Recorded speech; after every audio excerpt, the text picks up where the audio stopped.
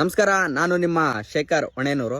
ನಿನ್ನೆಯಿಂದ ಎಲ್ಲ social media ಆ್ಯಪಲ್ಲೂ Facebook ಆಗಿರ್ಬೋದು, ಇನ್ಸ್ಟಾಗ್ರಾಮ್ ಆಗಿರ್ಬೋದು, ಯೂಟ್ಯೂಬ್ ಆಗಿರ್ಬೋದು, ಟ್ವಿಟರ್ ಆಗಿರ್ಬೋದು, ಎಲ್ಲಾ ಸೋಷಿಯಲ್ ಮೀಡಿಯಾ ಆ್ಯಪ್ಗಳಲ್ಲಿಯೂ ಸಹ ಈ ಪೆಂಗ್ವಿನ್ಗಳ ವಿಡಿಯೋಗಳು ಬಹಳಷ್ಟು ಹರಿದಾಡ್ತಾ ಇವೆ. ಸೊ ಅದರಲ್ಲಿ ಆ ಪೆಂಗ್ವಿನ್ಗಳ ಗುಂಪಿನಿಂದ ಒಂದು ಪೆಂಗ್ವಿನ್ ಮಾತ್ರ ಸಪ್ರೇಟ್ ಆಗಿ ಹೋಗುತ್ತೆ. ಇನ್ನು ಉಳಿದ ಪೆಂಗ್ವಿನ್ ಜೊತೆಗಳ ಬಿಟ್ಟು ಅದೊಂದೇ ಒಂದು ಸಪ್ರೇಟ್ ವೇ ಮಾಡ್ಕೊಂಡು ಹೋಗುತ್ತೆ. ಆ ಪೆಂಗ್ವಿನ್ ಯಾಕಂಗೆ ಸಪ್ರೇಟ್ ಎಲ್ಲ ಪೆಂಗ್ವಿನ್ಗಳ ಜೊತೆ ಬಿಟ್ಟು ಅದೊಂದೇ ಯಾಕೆ ಹಾಗೆ ಸಪ್ರೇಟ್ ಆಗಿ ಹೋಗೋಕ್ಕೆ ಕಾರಣ ಏನಂತಂದ್ರೆ 5 ವರ್ಷದ ಕೆಳಗಡೆನೆ ಪೂರಿ ಜಗನ್ನಾಥ್ ಅವರು ಒಂದು ಪಾಡ್ಕಾಸ್ಟ್ ಅಲ್ಲಿ ಹೇಳಿದ್ದಾರೆ. ಹಾಗೆ ಹೋಗಕ್ಕೆ ಕಾರಣ ಪೆಂಗ್ವಿನ್ಗಳು ತಮ್ಮ ಜೀವನ ಪರ್ಯಂತ ಒಂದೇ ಫಿಮೇಲ್ ಪೆಂಗ್ವಿನ್ ಇಷ್ಟಪಡ್ತವೆ.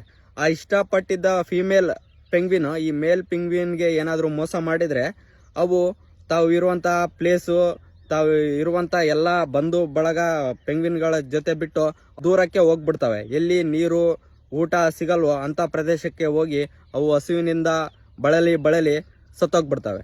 ಸೊ ನಾವಿಲ್ಲಿ ಅಬ್ಸರ್ವ್ ಮಾಡಬೇಕಾಗಿರೋದು ಏನಂತಂದ್ರೆ, ಸೊ ಎಲ್ಲಾ ಪ್ರಾಣಿಗಳಿಗೂ ತಮ್ಮದೇ ಆದಂತ ಭಾವನೆಗಳು ಇರ್ತವೆ, ತಮ್ಮದೇ ಆದಂತ ನೋವುದೇ ಆದಂತ ಒಂದು ಪ್ರೀತಿಯನ್ನು ವ್ಯಕ್ತಪಡಿಸ್ತಾ ಇರ್ತವೆ ತಮ್ಮ ಪ್ರಾಣಿಗಳ ಹತ್ರ.